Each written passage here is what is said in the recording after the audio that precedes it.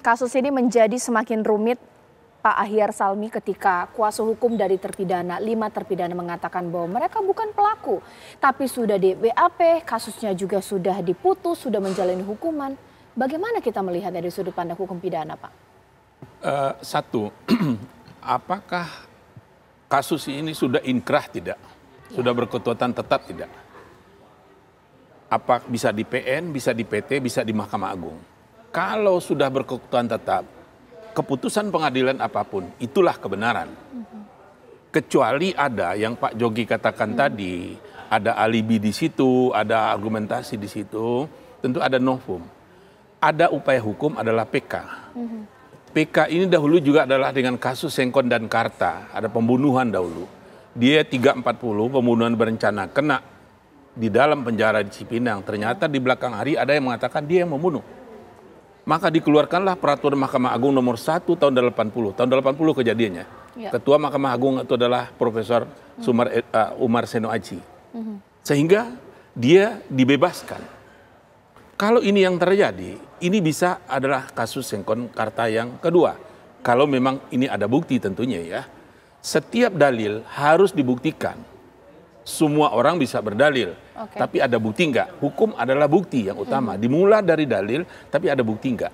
Kalau tidak, keputusan yang inkrah lah yang akan diikuti. Itu hukum seperti itu.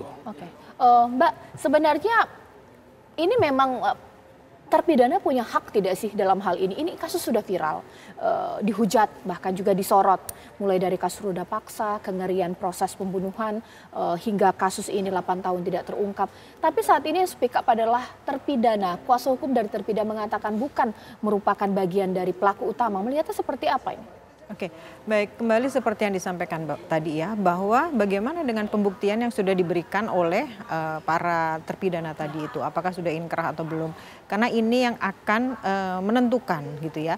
Tapi saya justru kepengen menyoroti bahwa ini adalah ada suatu gejala sosial yang tetap harus kita selesaikan, bahwa di situ ada ruda paksa, ada pembunuhan, ada street crime, ada narkoba. Karena ada, kalau memang benar kejadiannya seperti ini, berarti ada orang-orang yang melakukan dengan agresivitas yang luar biasa sehingga sampai terjadi pembunuhan. Apakah orang normal bisa membunuh kalau tidak dengan cara berkelompok, dengan kelompok-kelompok nakal atau kelompok-kelompok delinkuan, atau memang mereka punya daya dan upaya karena mereka mengkonsumsi obat-obat tertentu, sehingga ketika ini akan dituntaskan, ini yang selesai akan banyak sekali, karena banyak hal yang bisa diungkap dari street crime ini sendiri.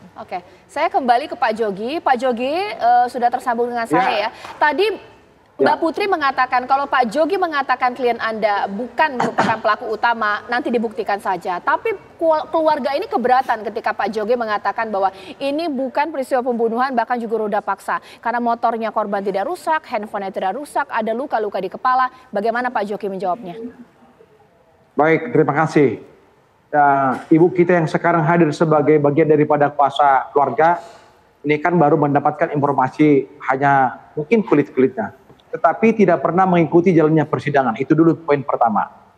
Poin kedua, kami yang mengikuti persidangan mulai dari pemeriksaan dan kami di Polda Jabar setelah dilimpahkan dari Kepolisian Resort Cirebon Kota, jelas bukan, pada awalnya ini sudah kami lihat ada sesuatu yang tidak beres. Terbukti klien kami ini di media saja tubuhnya sudah penuh dengan luka-luka akibat dari hantaman daripada petugas yang ada di Polresta Cirebon Kota sesaat setelah dia ditangkap. Dan itu tidak diserahkan ke reskrim, itu dibawa ke unit narkoba yang tidak menangani kasus ini. Itu harus perlu dikesewawahi supaya pimpinan Polri tahu bahwa ada di sini kesalahan prosedur yang dilakukan. Belum tentu mereka melakukan satu kesalahan. Yang berikutnya, ya, ketika katakanlah dilakukan pemeriksaan di sana, mereka tidak didampingi oleh kuasa hukum. Ini perlu dicatat. Ini ancamannya bukan ancaman yang biasa-biasa. 340, subsidiar 338, dan tidak ada pasal pemerkosaan. Supaya ini diketahui semua pihak. Dan berikutnya, ketika mereka tidak berdaya dalam posisi tekanan dan psikis, apapun yang diminta oleh polisi mereka tanda tangan demi mereka lepas daripada penyiksaan. Ini perlu dicatat. Hal ini saya sampaikan ketika kami ditunjuk sebagai kuasa hukum setelah sekian lama peristiwa ini ditangani oleh pihak kepolisian Resort Cirebon. dan kami langsung berkunjung ke Polda Jabar dan diterima oleh penyidik dengan baik. Penyidik Polda Jabar, saya berasisi dia sangat terbuka kepada kami. Dan kami melihat secara fisik bahwa luka-luka di bagian muka, di bagian tubuh yang lain penuh dengan luka. Itu bukan cerita kosong dan ada semua gambarnya di media. Dan ini perlu dicatat. Jangan asal misalnya bicara. Yang berikutnya, kenapa katakan mereka mencabut BAP? Bukan karena permintaan kami sebagai lawyer, tapi atas kesadaran mereka ketika dilakukan pemeriksaan tambahan. Jadi kalau sekarang ada isu yang beredar di luar, bahwa ada semacam intimidasi agar itu cabut, itu bukan. Itu atas kemauan mereka sendiri ketika mereka sudah merasa nyaman ditangani oleh penyidik Polda Jabar. Baik. Dan seterusnya, kenapa sampai katakanlah ini menjadi satu persoalan yang besar dan sekarang bergulir.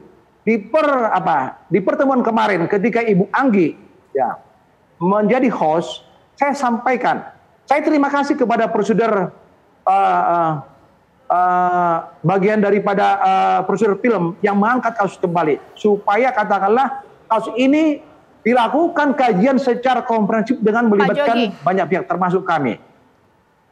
Pak Jogi, sebenarnya kalau Bapak mengatakan bahwa ada BAP yang berubah dari BAP yang pertama, Bapak punya salinannya tidak? Harusnya kan BAP tersebut diberikan kepada kuasa hukum dan juga tersangka. Kalau berubah, kalau punya salinannya ini bisa dibuktikan seperti apa, Pak Jogi?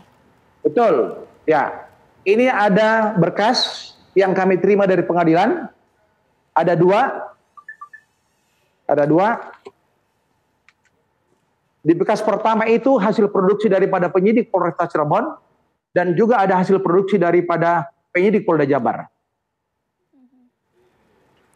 Boleh saya lanjut? Oke, baik. Sekarang saya ke Mbak Putri. Mbak Putri, bagaimana kemudian Mbak Putri mengatakan bahwa intinya Pak Jogi mengatakan mereka membuat BAP tersebut atau dianggap bersalah dalam kasus ini di bawah tekanan. Nah, ini bagaimana? Mbak Putri silakan. Di-unmute dulu Mbak Putri. Oh iya. Silakan. Saya mau tanya dengan Pak Jody. Tadi kan Pak Jody menyampaikan bahwa seharusnya para tersangka itu didampingi oleh kuasa hukum. Nah, ini pertanyaan saya, apakah Pak Jody tidak mendampingi para tersangka saat di dalam pemeriksaan di kepolisian, saat mengambil keterangan di BAP, atau mendampinginya saat sudah dilimpahkan ke kejaksaan? Pak Jogi boleh dijawab. Oke, Pak Jogi boleh dijawab. Nggak kedengaran Mbak. Pak Komentar Jogi, daripada Mbak Putri. Pak Jogi mendampingi klien Bapak tidak ketika diperiksa oleh kepolisian? Waktu yang di mana Mbak? BAP pertama atau mungkin BAP perubahan, BAP yang kedua, ada tidak Bapak? Baik, kami ditunjuk sebagai kuasa hukum untuk yang 5 orang. Setelah tersangka tersebut diserahkan ke Polda Jabar.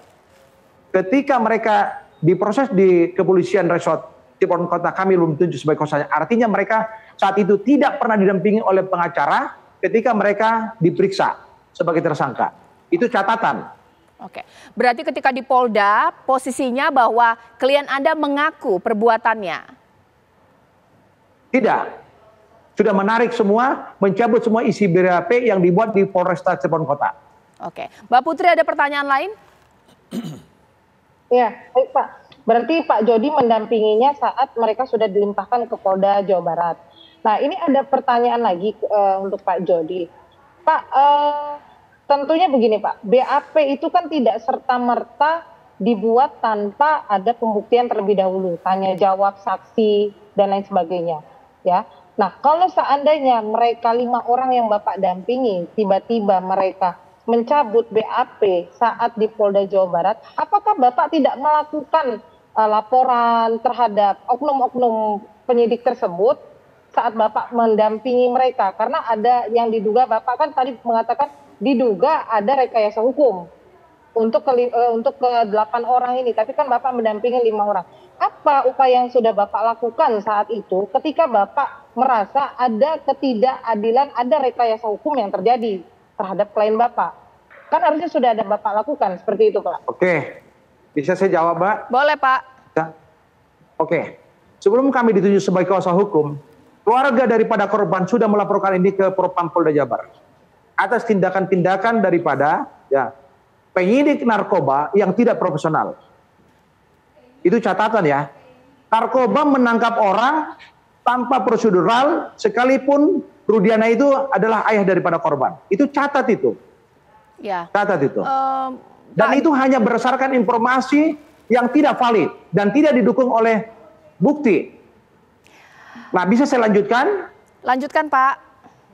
Oke, baik. Nah, tadi saya jelaskan. Di malam tanggal 27, klien kami bersama dengan teman-temannya sedang duduk-duduk di depan rumah Ibu Nining. Dan mereka adalah pekerja kasar dan juga buruh bangunan. Dan tidak termasuk geng motor. Dan tidak kenal dengan DPO yang 3. Dan tidak kenal dengan tersangka Ripaldi alias Ucil. Yang berikutnya, kejadian malam 27 di jembatan flyover yang tidak mereka ketahui. Ya, itu menjadi juga pertimbangan buat penyidik. Kenapa tidak dilakukan olah TKP secara komprehensif di lokasi?